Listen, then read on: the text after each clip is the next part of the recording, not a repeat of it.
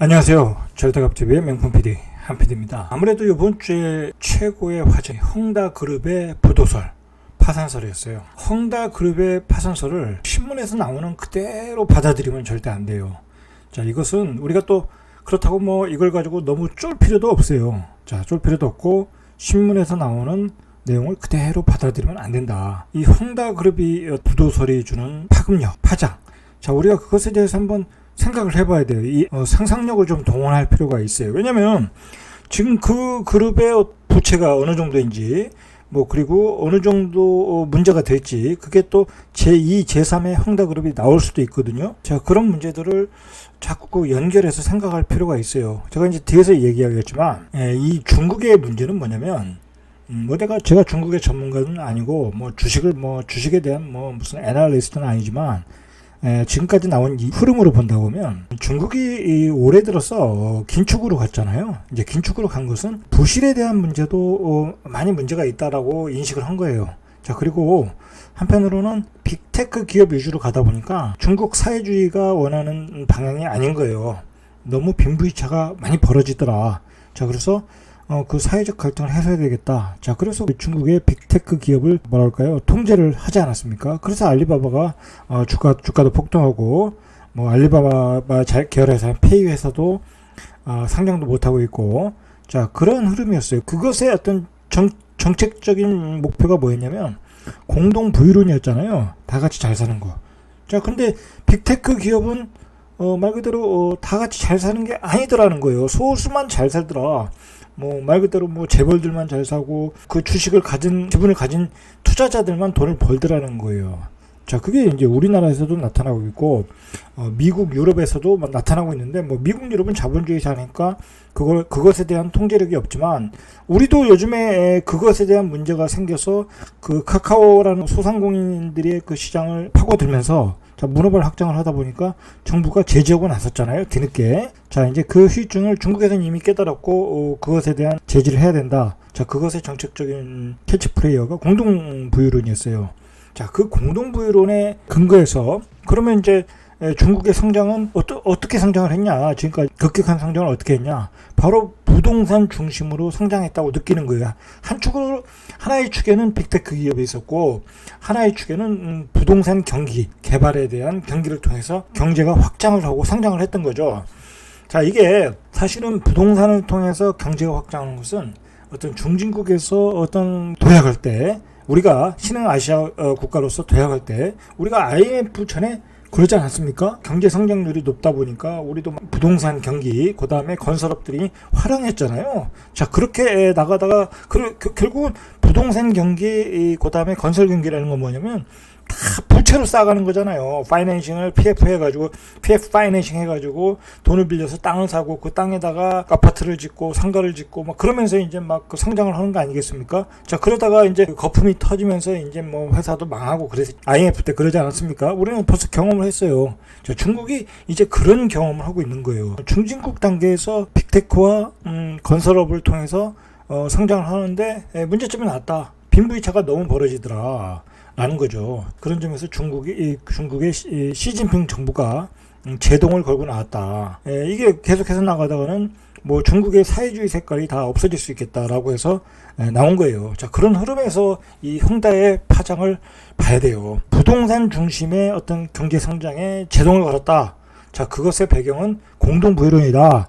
자, 그래갖고 그 바탕을 놓고 봐야 이 헝다의 파장을 우리가 이길 수 있어요. 자, 일단 우리가 헝다라는 기업을 보면 이게 부동산 재벌 2위냐 3위냐는 말이 많아요.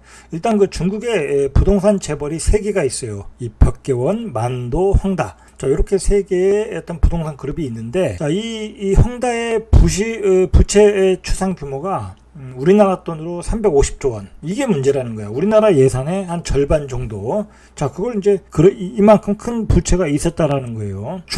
중국과 미국이 흔들리면 우리나라의 경제는 흔들릴 수밖에 없어요. 자, 그러니까 원달러 환율이 1185원을 돌파했다. 자, 중국의 경제가 흔들리면 왜 우리나라가 경제가 흔들리냐? 당연한 거죠. 소비재의 제품에 대한 원료를 제공하는 나라가 우리잖아요. 그리고 우리도 그 나라에 수출도 많이 오고 수입도 많이 오고 당연히 우리 경제는 흔들릴 수밖에 없어요. 중국이. 중국의 어떤 경기가 죽고 제조업이 흔들린다. 중국이 긴축으로 간다. 자, 우리는 굉장한 어려운 그 상황이 올 수 있다라는 거예요. 자, 이제 그게 중요한 거예요. 자, 이제 신문에서 헝다가 리만 브라더스 사태 같진 않다. 뭐 그렇게 파장이 크지 않다라고 신문에서 이야기하지만 그렇지 않다. 일단 중국이 긴축을 하잖아요. 그죠? 그리고 앞으로 더 많은 기업들에게 까다로운 조건을 제시를 한단 말이에요. 이제 빚을 갚으라는 거 아니에요. 능력이 없는 회사는 퇴출시키겠다라는 거잖아요. 자, 그렇게 되면 당연히 경제 성장률은 떨어지고 경기는 죽고, 자, 우리의 수출도 줄어들 수 있어요. 사실 헝다그룹 파장이 나왔을 때 우리나라 주식시장이 뭐 그렇게 영향을 받지는 않았다고 하지만 그렇지 않아요. 내부적으로 보면 중국 그 수출과 관련되는 기업들의 주가는 많이 떨어졌어요. 하락 추세로 전환을 하고 있다라는 거예요. 우리가 그 점을 인식해야 돼요. 삼성전자만 선방했지 다른 거는 많이 빠졌어요. 포스코 같은 거, 그리고 제조업, 뭐 화장품, 그런 관광. 만약에 중국의 경기가 안 좋으면 관광하러 오는 사람들이 적을 거 아니에요. 그러면 이제 호텔도 아무래도 숙박도 영업이 예전보다는 잘 안 될 거란 말이에요. 자, 그런 점을 이제 인식을 하고 어떤 주식시장에서도 대응이 필요한 거예요. 잠깐 이 신문에서는 이 제2의 리만 브라더스 사태로 이어질 가능성은 낮다라고 이제 이야기를 하는데, 이것은 이제 알 수가 없어요. 리만 브라더스 사태하고 헝다그룹은 어떤 그 별개니까 내용이 다르잖아요. 여기는 그 이제 부실 채권을 가졌던 거고, 어떤 금융 상품을 혼합시켜서 부실 채권이 이제 막 우리가 알 수 없는 부실 채권들이 막 쏟아져 나온 거고, 리만 브라더스 사태는. 자, 그러나 헝다그룹은 그 일개 회사잖아요. 자, 그러니까 다르다고 이야기할 수 있지만, 자, 문제는 중국의 정책이 어떤 그 정확한 가이드라인을 가지고 부실한 회사를 다 걸러낸다고 하면 제2, 제3의 헝다가 나온다. 그리고 어떤 부동산 중심의 경기를 잡겠다고 한다고 하면 대한민국의 경제는 분명히 영향을 받을 수밖에 없어요. 자, 그리고 부동산 중심의 어떤 그 중국의 경제 성장이라는 게 뭐겠어요? 그 아파트를 진 거잖아요. 건물을 진 거잖아요. 그 건물을 질 때 그 자재가 다 어디서 나오겠어요? 그거 다 이제 우리나라에서 수출하는 자재가 있을 수 있단 말이에요. 그러니까 우리나라도 영향을 받을 수밖에 없어요. 자, 그러니까 지금 우리나라는 어떻게 보면 주식시장은 이제 이거 제 개인적인 생각인데 이 뒷부분에서 이야기하겠지만 고점을 쳤다고 봐요. 이 헝다의 파장이 어떤 고점을 찍는 낙인점이 됐다라고 저는 봐요. 앞에서도 얘기했지만 중국 정부의 공동 부유론과 그리고 시작된 구조조정. 자, 이거에 이제 또 우리가 요즘 최근에 어쨌든 지금의 시장이 초저금리 유동성에 의해서 주식시장과 부동산 시장이 급등을 하지 않았습니까? 중국의 어떤 경제 성장, 어떤 유동성, 자, 그 축은 이미 이제 무너진 거고, 그 다음에 이제 어쨌든 지금 11월부터 테이퍼링을 하고, 내년부터는 이제 금리 인상을 하겠다고 그러지 않습니까? 자, 그러니까 이제 그 두 축이 다 무너진 거예요. 자, 사실 생각을 해보세요. 이런 어떤 두 축이 무너지는 큰 예를 들어서 이런 갑작스러운 악재가 나왔다고 갑작스럽게 주식시장을 빼겠습니까? 안 빼요. 그렇게 뺄 수도 없고 신문도 그렇게 강조할 수가 없어요. 그러니까 지금은 슬슬 빠져나오는 타이밍이에요. 어떻게 보면 타이밍. 어느 순간 악재가 이게 확대 재생산될 가능성이 높거든요. 그런 순간 주식시장은 어느 순간 폭락을 할 거예요. 우리가 코로나 바이러스가 중국에서 나왔을 때 그거 나왔을 때 뭐 그렇게 크게 반응 안 했잖아요. 뭐 저 정도는 극복할 수 있을 거야 라고 이야기를 했잖아요. 그죠? 그때도 그랬어요. 그러고 나서 뭐 한 달인가 뭐 그러고 있다가 이게 뭐 사태가 좀 심상치 않네. 자꾸 이게 전염도 빨리 되고 그런 거 보고 이거 주식시장이 안 되겠구나 하고 폭락을 하지 않았습니까? 자, 그런 상황에 우리가 대비를 해야 된다라는 거예요. 자, 이 중국 정부가 어떤 가이드라인을 만들었냐면, 이 부동산 그 개발 회사가 대출을 받으려면 자산 부채율이 70% 미만이어야 된다. 그리고 순부채 비율이 100% 미만이어야 된다. 단기 부채 대비 현금성 비율이 1을 초과해야 된다. 이런 조건을 충족해야 된다는 거예요. 이제 앞으로 무분별하게 많은 부동산 회사들이 부채를 발생해서 부동산 버블 경기를 키운 것을 막겠다라는 거예요. 이런 기준을 갖다 대니까 바로 이제 헝다그룹이 대출이 막히면서 어떤 파산설에 휩싸이게 된 거죠. 자, 그런 배경에서 이런 헝다그룹의 파산이 됐다. 자, 어쨌든 중국 경기의 급격한 냉각, 그리고 미국의 테이퍼링의 시작, 자산 매입 축소죠.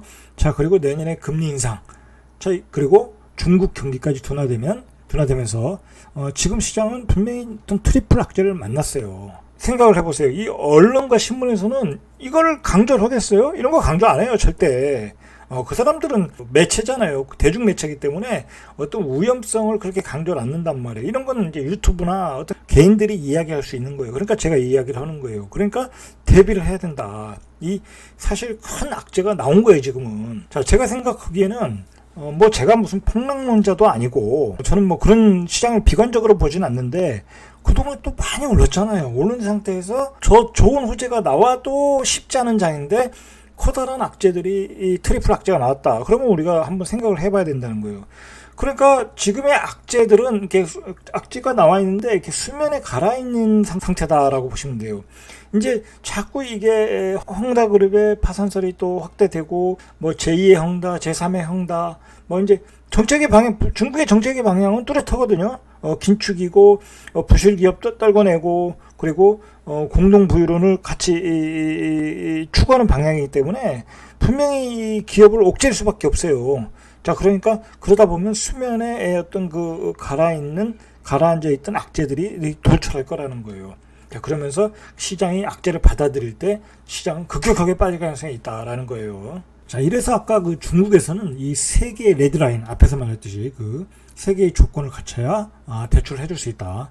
사업을 할 수 있다라는 거예요. 중국 정부가 코로나19로 돈이 많이 풀려 부동산으로 자금이 몰리자 바로 8월에 건설부와 인민은행이 합동으로 부동산 투기 대책을 내놨다는 거예요. 자, 이렇게 사회주의는 정책이 강력해요. 정부는 부동산 기업들에게 절대 넘지 말아야 할 세 개의 레드라인을 설정했다라는 거예요. 그러면서 헝다그룹에 돈줄을 채우면서 헝다그룹이 어떤 파산설에 휩싸이게 됐다라는 거예요. 자, 그러면 이 헝다그룹이 이 파산하는 경우에 우리에게 어떤 영향을 줄 것인가라는 걸 우리가 면밀히 봐야 돼요. 자, 헝다그룹의 문제는 뭐냐면 이 부동산 중심의 성장 모델이었다는 거야. 이게 우리 부동산 시장을 요즘 최근에 조금 움찔하게 만들었어요. 이 부동산에 투자하시는 분들이 여기에 대해서 조금 의기소침해 하시는 것 같더라고요. 헝다그룹의 파산에 대해서. 왜냐면 중국이 이 부동산 중심으로 성장하던 것을 거품을 깨겠다고 나오니까. 자, 중국의 거품이 빠지면 우리의 거품도 빠질 수가 있어요. 이게 세계적인 현상이 될 수 있는 거야. 지금 최근에 코로나 바이러스 이후에 부동산 경기가 세계적으로 좋았던 것은 다 거품이 올라왔던 것은 초저금리 유동성이잖아요. 자, 그것에 대한 그 방향성을 추세를 전환시킬 수 있는 힘이 있다라는 거야. 중국이 지금 추진하는 정책이. 만약에 이제 헝다그룹이 파산하고 제2, 제3의 헝다그룹이 나온다고 하면 우리나라는 이제 중시에 단기 충격 가능성이 있다라고 이야기를 해요. 이거는 분명히 충격 가능성이 있어요. 근데 지금 주식시장이 크게 안 빠지잖아요. 이때가 위험한 거야, 사실은. 자, 보시면 중국의 경기가 안 좋으면 당연히 우리나라가 기계를 팔아먹을 수가 없겠죠. 조선도 영향을 받을 수 있어요. 그리고 건설도 영향을 받을 수 있고 건설 자재, 관광, 뭐 소비재, 엔터테인먼트 다 영향을 받는 거예요. 우리 경제는. 자, 그러니까 당연히 영향을 받을 수밖에 없는 거예요. 자, 그러니까 어떻게 보면 최대한 지금 우리나라 코스피 시장에서는 현금화를 하셔야 돼. 저도 중국의 부동산 경기 악화가 가계 소비 심리 악화로 이어질 호텔, 레저, 화장품, 의류 이런 종목에도 부정적인 영향을 있을 수 있어요. 그 예를 들어서 호텔 신라 같은 주식을 한번 보세요. 추세를. 그리고 포스코 같은 주식 추세도 보시고. 자, 그런 주식의 추세를 보면서 한번 우리가 생각을 해봐야 돼요. 부동산 중심의 중국 성장 모델이 시효를 다 했다. 이건 뭐 이제 시진핑 확실한 노선이니까 내수 경제도 침체되고 한국 경기에는 분명히 악영향을 미칠 수 있다. 큰 전환점이 될 수 있다라는 거예요. 우리가 작년에 주식시장에 올라갈 때 중국 경기가 코로나 바이러스 이후에 급격히 좋아질 것이다 라고 해서 올라갔어요. 그렇잖아요. 그런 기대감으로 많이 올라갔어요. 미국도 좋아지고 중국도 좋아진다. 그런데 중국이 안 좋아질 것이라고 지금 방향성이 정해졌잖아요. 자, 그러니까 당연히 이제 우리 주식시장도 긴 조정 기간에 갈 수 있다라는 얘기예요. 이제 그 방송, 예를 들어 유튜브, 그 증권 여러 패널들이 나오잖아요. 그 패널들이 다 누구예요? 전문가들이 다 그 증권회사 소속된 그 사람들이에요. 자, 그런데 그런 회사에 소속된 사람들은 장이 나쁘거나 장이 올라갈 때나 나쁘다는 얘기를 안 해요. 그냥 항상 조정받고 올라간대요. 그 사람들의 답은 항상 조정받고 올라간다. 자, 이거 그렇게 심각하지 않다라고 이야기할 수밖에 없어요.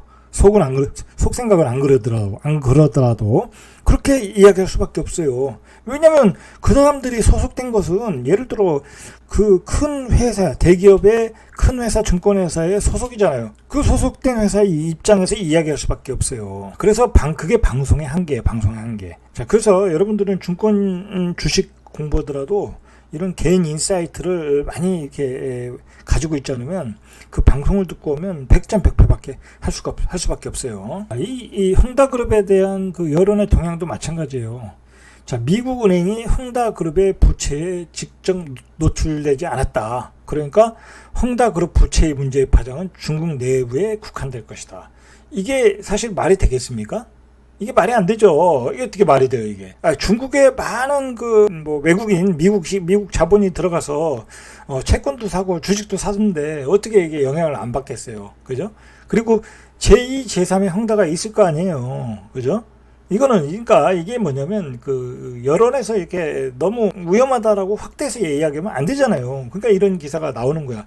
심리를 안정시킬 수 있는 기사. 이렇게 우리는 그 신문을 거꾸로 해석할 능력이 있어야 돼요. 그래서 전문가들은 금융시장에 끼칠 영향은 크지 않으며 부동산 시장에 미칠 여파도 제한적일 것이다 라고 얘기해요. 이거 예전에 코로나 때도 그랬을걸요? 아마 그랬을 거예요. 코로나 바이러스 이 정도는 우리가 예전에 사스도 겪었고 별로 영향을 안 줄 것이다 라고 초반엔 다 그렇게 얘기를 한다는 거예요. 자, 이 헤지펀드 투자자가 보내는 위험 신호. 우리가 또 이제 이런 부정적인 얘기도 나오는 걸 우리가 또 심장하게 들어야 돼요. 자, 그러니까 지금은 이렇게 두 방향으로 생각을 하고 우리의 자산을 엑시트할 것인가. 자, 그걸 고민을 하셔야 돼요, 지금은. 자, 이 헤지펀드 투자자, 유명한 헤지펀드예요, 이 양반이. 자, 이 뭐라고 하냐면 중국은 부동산 비중이 큰 나라라는 거예요. 중국이 지금까지 경제 성장하는 데는 어떤 부동산 경기가 좋아서 성장을 했다. 그러니까 헝다의 유기가 리먼 때보다도 더 나쁘다. 이렇게 해석도 한다는 거예요. 이런 쪽의 해석도 우리가 의미심장하게 들어야 돼요. 그래서 중국의 부동산 중심 경제 성장 모델은 종말을 구했다. 자, 이게 결국 우리 IMF 때도 그랬잖아요. 우리 건설 경기로 성장했던 그런 것에 종말을 구한 거잖아요. 그래서 IMF를 만났잖아요. 중국도 그런 위기에 빠질 수 있다는 거예요. 자, 그래서 중국의 부동산 시장은 완전히 과장되어 있다고 주장했다. 거품이 끼었다라는 거죠. 자, 중국의 거품이 꺼지면 우리 부동산의 거품도 꺼질 가능성이 있어요. 자, 그런 점에서 우리가 조심해야 되는 거예요. 처음에 얘기했듯이 지금은 그런 헝다라 봉우리만 나온 거예요. 근데 그 수면 밑에 많은 위험이 가라앉아 있는 거예요. 자, 일단은 지금 헝다그룹의 파장이 나오면서 일단 주식시장은 선방을 하고 있어요, 분명히. 자, 외국인도 사고 있어요. 자, 그러나 우리가 여기서 외국인이 산다고 방심하면 안 돼요. 외국인 입장에서는 더 많은 물건을 팔고 나가기 위해서는 어떤 전략이 필요겠죠. 사면서 또 풋옵션을 칠지도 모르고 이건 알 수가 없는 거예요. 그러니까 그 시장을 단순하게 보지 말아라. 지금은 어떤 찻잔 속에 고유한 태풍이다라고 보시면 돼요. 자, 나스닥도 개파락했다가 3일 정도 반등을 줬어요. 자, 그러나 앞으로 나스닥 우리 코스피 시장 중국의 영향은 좀 덜 받겠지만 나스닥 시장도 영향을 받을 수밖에 없어요. 나스닥 시장도 그동안 많이 올랐잖아요. 많이 올랐고 그리고 이제 본격적으로 테이퍼링하고 금리 인상을 들어가니까 나스닥 시장도 조정기가 들어갈 수 있고 그 다음에 우리 코스피 시장은 어떤 급격한 하락이 나타날 수도 있다. 자, 아직은 악재가 수면에 드러나지 않았다라고 보시면 돼요. 제가 생각하는 최악의 시나리오는 어쨌든 미 연준이 11월에 테이퍼링을 강력하게 하겠다고 그랬어요. 이거는 테이퍼링이라는 거는 자산 매입 축소니까 이거는 어렵지 않게 시작할 것 같아요. 금리 인상을 언제 할지는 아직 스케줄이 안 나왔고, 자, 연준이 이틀간의 연방공개시장위원회에서 정례회의를 마친 후에 내놓은 점도표에 따르면 18명의 위원 중 9명이 내년에 금리 인상을 할 거다. 자, 이제 이 정도면 내년부터는 이제 금리 인상이 시작된다는 거예요. 자, 금리 인상하고 헝다 파산 할 가능성이 있고 제2의 제3의 헝다가 나오고, 자, 이런 악재들이 나오면 어느 순간 급격하게 하락을 할 수 있어요. 이게 문제가 뭐냐면 내가 가지고 있는 주식이 어느 날 갑자기 5% 10% 빠져버리면 못 팔아요. 못 판다. 자, 그리고 그 다음 날부터 또 더 빠져. 그럼 20% 30% 빠지면 그때는 뭐 그냥 손 놓고 기다리는 거야. 자, 그럴 수 있다라는 거야. 지금 조금 손해를 보더라도 털고 나오는 게 날 수도 있다라고 보시면 돼요. 최악의 시나리오 대비할 때는. 자, 그래서 제가 이제 말씀드리는 것은 일단 주식시장은 좋은 소식보다는 나쁜 악재가 더 나올 가능성이 많다. 지금 계속 그렇거든요. 사실 더 안 좋은 얘기들이 나올 수밖에 없어요. 뭐 좋은 소식이 나올 게 없잖아요. 자, 그러니까 주식시장은 최대한 현금화를 해라. 중요한 건 현금은 기회가 될 수가 있잖아요. 그러니까 해라. 자, 그리고 이게 너무 많이 올랐잖아요. 주식시장은. 자, 그러니까 이 이익 실현 매물들이 쏟아져 나올 수 있어요. 쏟아져 나올 수 있다. 그리고 너무 많은 빚으로 주식을 샀기 때문에 반대 매물도 쏟아져 나올 수 있다. 자, 주식시장이 급격하게 올랐잖아요. 1년 동안. 자, 급격하게 빠질 수도 있다. 자, 그러니까 특히 중국 경기 관련주들은 조심해서 조심하시는 게 좋을 것 같다. 자, 어쨌든 중국의 부동산 회사가 무너지고 있다. 부동산 경제 성장 모델이 무너지고 있다. 자, 그렇다고 하면 지금 금리도 이제 급격하게 오르고 있고 지금 주담보 받으려면 거의 4%가 넘어요. 금리도 올라가고 있고 어떤 부동산 거품에 대한 논의가 중국에서 시작된다고 하면 우리 부동산 시장도 조금 생각을 해봐야 돼요. 너무 쫄 필요는 없지만 이제 영끌 매수한다거나 그다음에 다주택자들 지금 지방 가서 갭 투자 많이 하시잖아요. 요즘 장이 또 불장이잖아요. 전국적으로. 전국의 지방이 조그만 소도시도 불장이에요. 근데 저는 굉장히 위험하게 지금 보고 있어요, 그거를. 지금 제가 보면은 뭐 주변에서 이렇게 이야기하다 보면 그냥 제가 주변에 평범하게 만나시는 분들이 있잖아요. 그 집안에 한 명은 갭 투자를 하고 있어요. 전 국민이 갭 투자를 하고 있다는 거야. 예? 전 국민의 갭 투자 시대가 됐다라는 거예요. 보면 내 동생이 갭 투자 한대더라. 우리 누나가 갭 투자 한대더라. 내 아들이 갭 투자 하더라. 다 그런 거야. 그 얘기는 뭐예요? 전부 그러니까 지방이 지금 불장이 되는 거잖아요. 가치를 가지고 투자를 해야 되는데 갭을 가지고 투자하다 보니까 본질 가치가 떨어지는 집들에 투자하다 보면 가격이 빠질 때 그런 집들은 급격하게 빠진다. 응? 오르는 것만 생각을 해서 그렇지 가치가 떨어지는 가치에 충실한 어떤 기본적인 투자를 안 하고 있다라는 거예요. 자, 여러분 이거 조심하셔야 돼요. 지금 어쨌든 중국의 문제가 되는 게 부동산 중심의 경제 성장 모델에 대한 회의를 가지고 그것에 대해서 부작용이 나오는 거 아니겠습니까? 자, 그 파급력이 우리 시장에도 분명히 어느 순간은 올 수 있다. 그 어느 순간이 언제냐라는 거죠.